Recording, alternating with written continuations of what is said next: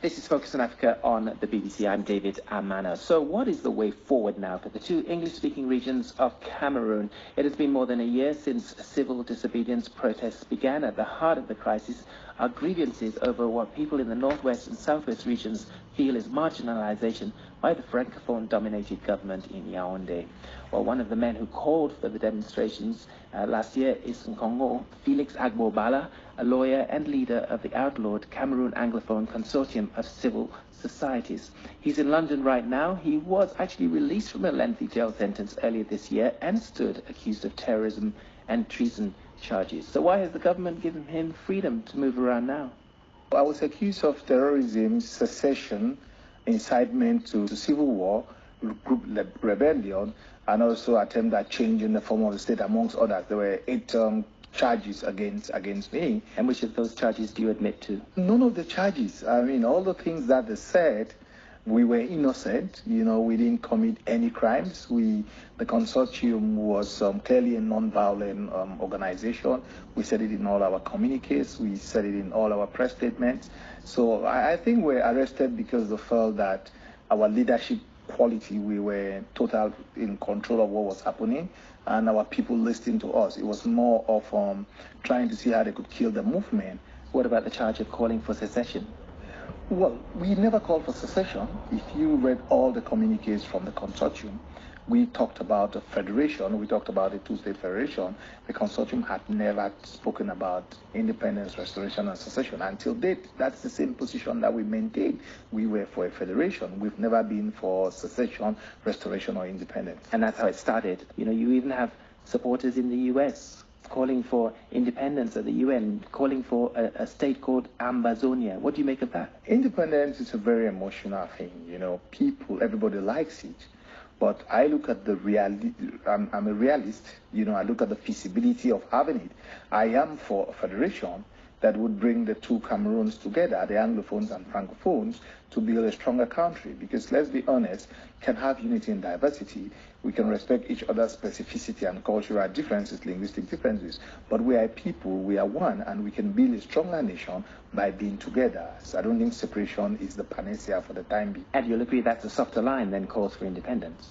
Yes, I think it's a more centric views. I think lots of Francophones also are now talking about a federation. And I think we have moderate Francophones who have joined the call for a federation. Prior to our arrest, federation was a taboo. The discussion about it was a taboo. But the thing now, it's everybody understands that at least it's a form of government that can be acceptable to everybody, and it ends up being a win-win situation. So it's a balance between those calling for restoration or those calling for Southern Cameroon independence and those who believe in a unitary state. So if we can have a federal structure, it would help the country. The children in those regions have not been going to school. It's over a year now, the stay away, and you are one of the organizations who have called for parents to keep their children away from school. Do you still maintain that position? When we called for kids not to go to school, it was not supposed to be a long-term measure. It was supposed to be a short-term measure to try to call the attention on government to address the issues.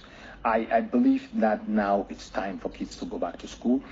I believe that it's time the leadership in the Anglophone community to ensure that kids should go back to school. I urge leadership to consider that kids should be able to go back to school. And the ghost town, the disruption to the economies and small businesses, what should happen with those here? Well, it's a price that we all are paying. I understand. I mean, I can understand a ghost town for one day, but when it's 2 or 3 days, it's heavy. I mean, I think most of the business people that I talk to, they are okay if there's ghost town on Monday, but when you start making it for 2 or 3 days, especially Boya, which is like the Silicon Mountain, it has a lot of effect on small businesses. They understand, they accept the fact that I speak to one guy who has a shop. He says, no, President, if it's for one day, I understand. That's my own price to pay. We have to start thinking out of the box. You know, we can still continue the struggle while not killing the goose that is laying the golden egg. You were jailed for 8 months.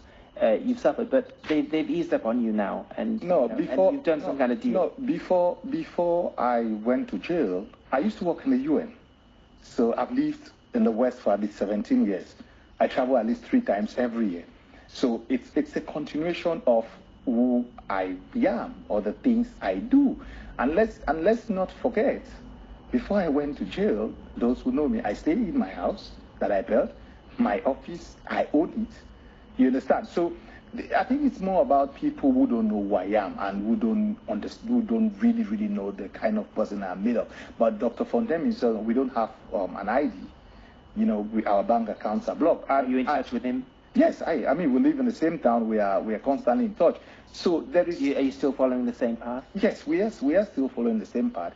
And like I said in one of my interviews on the local TV in Cameroon, nobody did cut any deal. Okay, since I left jail, there is nobody in Cameroon. There's no Anglophone in Cameroon who has made the kind of statement that I've made since I left jail. I want to see one person who has made the statements that I've made since I left jail. Nobody living in Cameroon, including the leaders of the opposition, including those who want to run for president, nobody has made the statements that I've made in Cameroon. For somebody who follows the political landscape of Cameroon, it will be shocking for one to say that because I traveled out of the country, I went to Ghana. That was on a UNDP high-level panel discussion on the future of governance in Africa, and a ticket was bought by the organizers.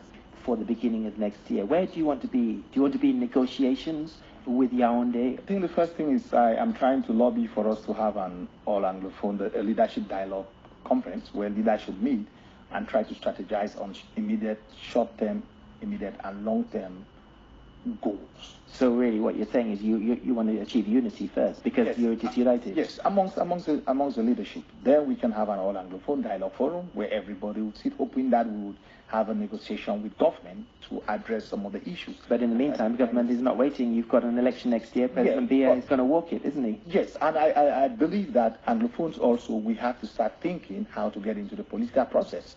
Because if we have 45, 50 parliamentarians with moderate Francophones who are for a federation, then we can make things happen. We cannot be absent from the electoral process, from the process. We need to get involved. We need to try to see how we can create a movement. We need to try to see how we can bring like-minded people on board. Because even if we don't go for elections, others will go. Our representatives will be the people we don't like, but they will have to represent us for the next 5 years. And that's lawyer and Congo Felix Agbo Balla of the Cameroon Anglophone Consortium of Civil Societies. This is Focus on Africa. Let's go to